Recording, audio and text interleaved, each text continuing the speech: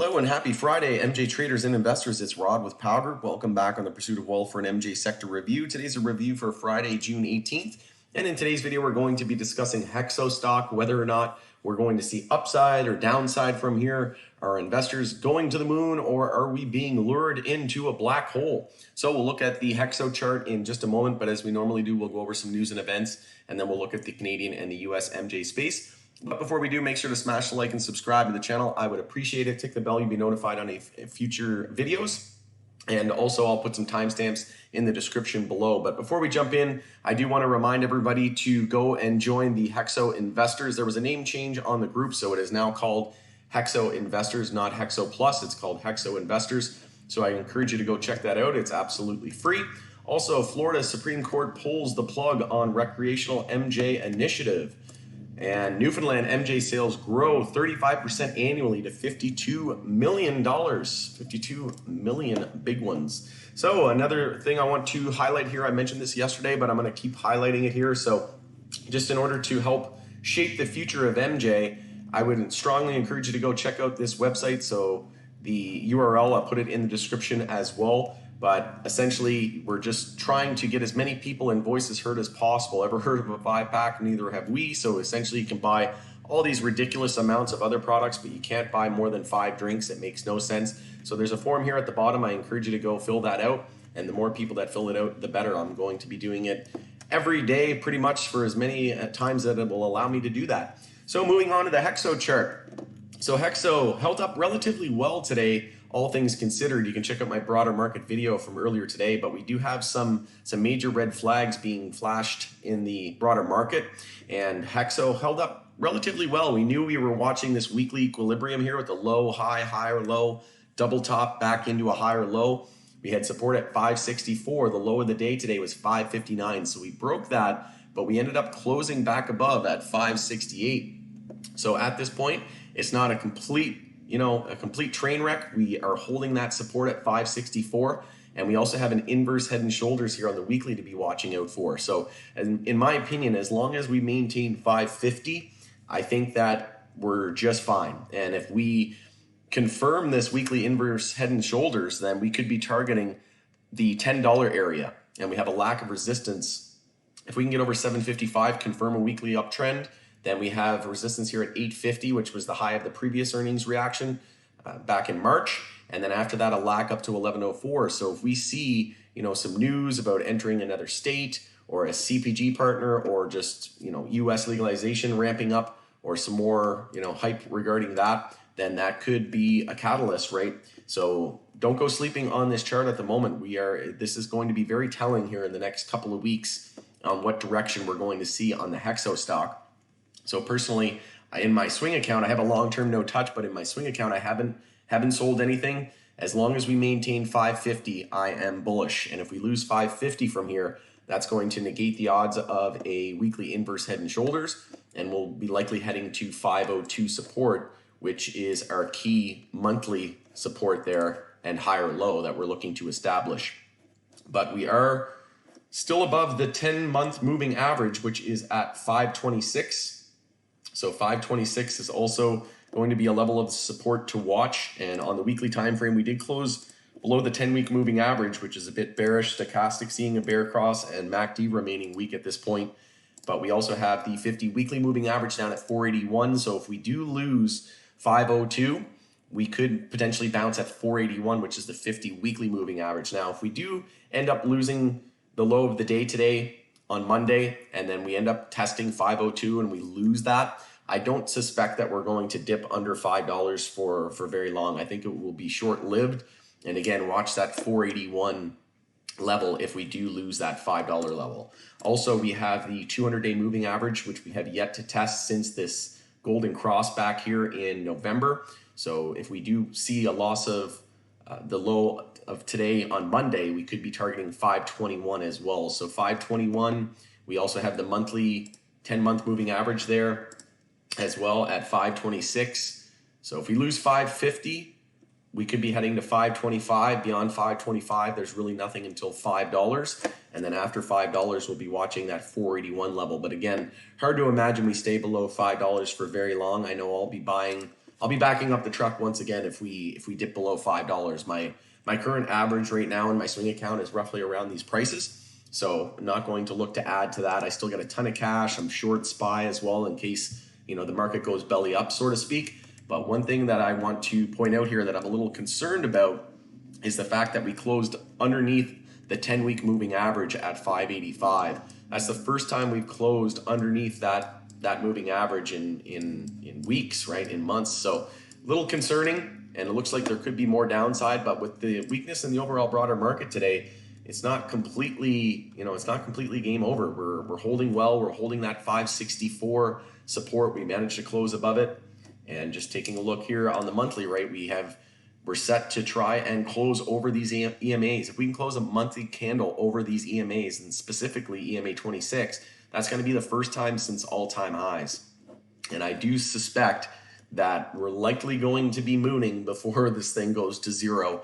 Personally, I'm extremely bullish still. Nothing has changed. Yes, the last earnings were not great, but the company owned it. They said it was not, from the economic, it wasn't from COVID or anything like that. It was strictly from a couple of mistakes that they made, and that was offlining some of their strains to make room for some bigger and better strains, but that will never happen again. They'll never have to remove a cash cow that isn't growing, essentially, because now they have all these other mergers and acquisitions with ReadyCan, 48 North, Zenabis, that they'll be able to add that much more production capacity, and they were sort of limited with that. It was a constraint in their operations, right? So now that has sort of been rectified, I don't suspect that to be a big problem in the future. And also another one was pertaining to their hash product, which they have since revamped and mitigated that issue as well. So we had that cup and handle that failed, and it's just been a straight bleed, but we do have barely any resistance all the way up until 728 here on the daily time frame for HEXO. So we're going to be watching for a daily bounce. We could be heading to daily oversold here. So if we do see weakness on Monday, going to be watching for a potential gap down. And if we do, that would be ideal, right, for people who are looking to buy the dip. So if you're looking for an entry on HEXO, you're going to be watching for a potential gap down on Monday. And if we see fear spike in the market even more so than it already has, then we could see a gap down on HEXO as well. And in my opinion, that would provide a fantastic entry, because we would be getting close to 502. We'd likely be getting close to daily oversold. And just from current levels, we have no resistance for about 30%, almost just under 30% here, right? So we are approaching the low of the Bollinger Band here as well. We are up to 570 here after hours. So again, we're going to continue to monitor the developments in the broader market, but all things considered, holding up really well. And just watching this weekly inverse head and shoulders, as long as bulls hold 550, we're just fine. If we lose 550, likely heading down toward the 502 level. We also have a bit of support there around 525. So this is all USD, of course, on the NYSE ticker. And see if there's anything else worth mentioning. We did have the EMA 12 and 26 bear cross that already happened. So it's looking like we could see a bounce. Going to be watching for the high of the day today at 583 to be broken on Monday. As soon as we break the high of today on Monday, then the daily bounce will be underway, and we need to get an hourly uptrend confirmed ASAP. Let me know in the comments below, did you sell any of your HEXO today? Did you buy any HEXO? Are you bearish, bullish? What are you seeing for the stock here in the short term and the long term? I'd love to hear from you. And if you have any positions, again, we're not financial advisors, but we can certainly provide you some input on what we would do if we were in your shoes. So on the bull and bear list, we had PCLO, huge, and VFF leading the decline. On the bull list, we had XTRX, KBEV, and High Tide. XTRX having a good day today, all things considered, and this is a name that we've been watching on our group. So Phyto Extractions, and recently went through a name change, and just one that I'm keeping on my radar. So this is not a position that I hold, but very liquid name, and I'm just going to keep an eye out for this one. But I could see some potential here on this ticker as well. I'm going to do a little bit more due diligence on that. So KBEV, High Tide, T-God had some pretty good days today as well. Do want to check in on a couple of our major tier 1 names. So CGC, daily consolidation closing near the low, support at 2236. ACB, not doing too bad actually, but we did lose support there at 907, and we have a lack of support here on the daily down to 718 and 659. So we could be could be in for some trouble here on the ACB chart. Cron losing EMA 26, closing below it, and a lack of support here down till 722. Tilray down over 3% today. We could see an EMA 12 and 26 bear cross, and we have a lack of support on Tilray really down until the lows here at 1341. There's no real clear daily support beyond that. So moving on, Oxley was down almost 2% today, so watching for a potential daily bull flag. We do have that gap there at 34, and we had strong resistance at 30 cents. I unloaded quite a bit of my position there at 30 cents, but still holding a position, and I'm going to use a stop below the low here at 24 cents.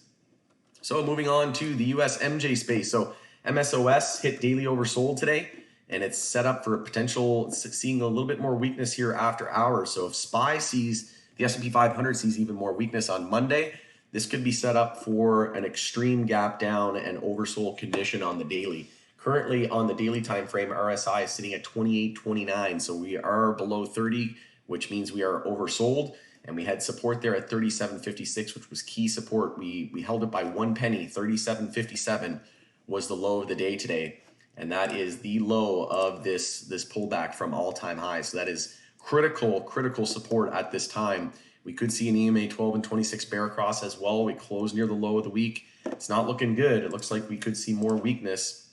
But on the daily time frame, we've got a lower high now for the last 8 days in a row. So again, if you're looking to start a position in MSOS, may not be a bad idea to start looking now. We are at key monthly support. So we started monthly consolidation, and now we're looking for a monthly high or low. And it wouldn't be a bad idea, in my opinion. Again, not financial advice. This is for entertainment purposes only. But if for me looking for a position, which I will be on Monday as well, I will likely add if we see a gap down. So again, I've been adding since this pullback began, and basically my average isn't, I'm not down too much on my long-term position. So I will look to add in my swing account for a potential day or swing trade, right? As we have a lack of resistance from the current levels, we could jump about 10 or 11% and just be looking for a daily lower high. So watch for a gap down on Monday in extreme oversold conditions, and I'm going to be extremely interested to see how MSOS opens. And again, SPY is going to really have something to do with that. Very correlated to SPY as well. So on the bear list, we had BMMJ, MMEN, and KHRN. On the bull list, we had TAUG, KBEV, and FLGC. KBEV, another name we're bullish on in our group, holding up relatively well. So holding that 8 cent area. Not sure what's going on with TradingView. There we go. But just been going sideways here. So we have major support there at 7 cents. You can see here we had essentially a triple bottom. And if we can get this daily bounce underway, we have a lack of resistance really up until 12 cents, which is about 40% away. In terms of some other names, so BAM was really weak today. We had huge volume on the BAM chart today, and we knew to be looking for a higher low compared to 38 cents. We lost it. We had 37.5 cents today, but huge lower wick there into the end of the day. And bulls overall pleased with the amount of dip buying there and save into the end of the day. So at this point, we need to change the daily trend and then confirm weekly lows being set. And another name that I'm extremely bullish on for the long term is BAM. So taking a look at some of our other major tier 1 MSOs, pretty much the same story. So daily consolidation, they're all very similar to MSOS, which tracks all of these MSOs. So we've been increasing bear volume here as well. A lot of names daily oversold or just barely daily oversold. So I know a lot of people have been saying that USMJ is the way to go and the most has the most potential from here, which I agree with, but there's no sign right now that we need to be buying MSOs or MSOS, as an ETF, but certainly going to be watching for bottoms being set. And MSOS, like I said, daily oversold, but on the weekly time frame, still a ways to go. So going to be watching for extreme conditions into next week. All right, thanks for joining us on the Pursuit of Wealth for an MJ Sector review. Have a fantastic Friday and a fantastic weekend. We shall see you next week after market close. Take care, everyone.